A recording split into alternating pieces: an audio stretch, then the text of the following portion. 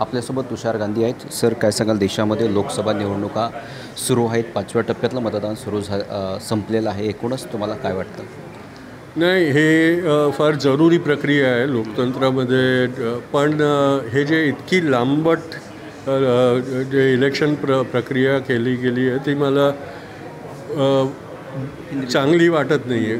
जब प्रधानमंत्री एक देश एक चुनाव की बात करते हो तब एक पार्लियामेंट का चुनाव अगर 3 महीने चलाएंगे, इतनी लंबी उसमें चलाएंगे, तो मुझे लगता है कि वो जो अभी पूरी चुनावी प्रक्रिया के ऊपर नागरिकों का विश्वास उठता जा रहा है वो और भी कमज़ोर होता जाएगा।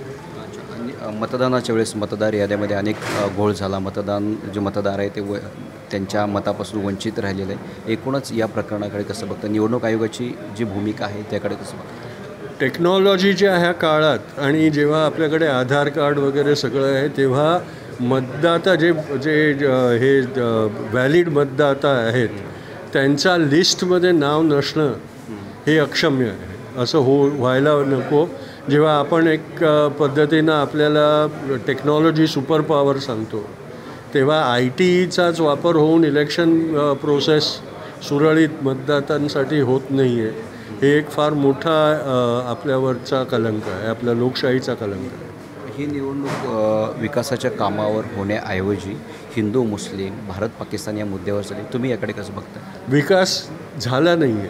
विकास ज्या पद्धतीने झाला आहे ते फक्त काही सीमित लोकांसाठीच त्याचे फायदे भेटले आहेत आणि म्हणून तो चुनावी मुद्दा होऊ शकला नाही आहे. आणि चुनावी मुद्दा परत प्रधानमंत्रींना पण स्वतःचे 10 वर्षाच्या हिशोबाऐवजी हिंदू मुस्लिम आणि भारत पाकिस्तान आणि मंगळसूत्र आणि हे सगळंच करावं लागून राहिलं आहे. माझा शेवटचा प्रश्न आहे, शालेय अभ्यासक्रमामध्ये मनुस्मृतीमधील श्लोकांचा समावेश करण्यात आलेला आहे, कसं बघतं? हे जे राष्ट्रीय स्वयंसेवक संघाची एक रणनीती आहे ब्राह्मणवादी राष्ट्र संघटन करण्याची, आपल्या लोकशाहीला एक ब्राह्मणी वर्चस्ववादी लोकशाही करण्याची जे चेष्टा आहे त्याच्यातली एक त्यांची व्यूहरचना आहे आणि म्हणून ते मनुस्मृतीला आपल्या संविधानच्या पेक्षा जास्त महत्त्व देण्याची कोशिश करत आहेत. धन्यवाद तुम्ही आमची संवाद साधल्याबद्दल. हे होते तुषार गांधी. मी गुणवंत दांगा, DRV न्यूज, मुंबई.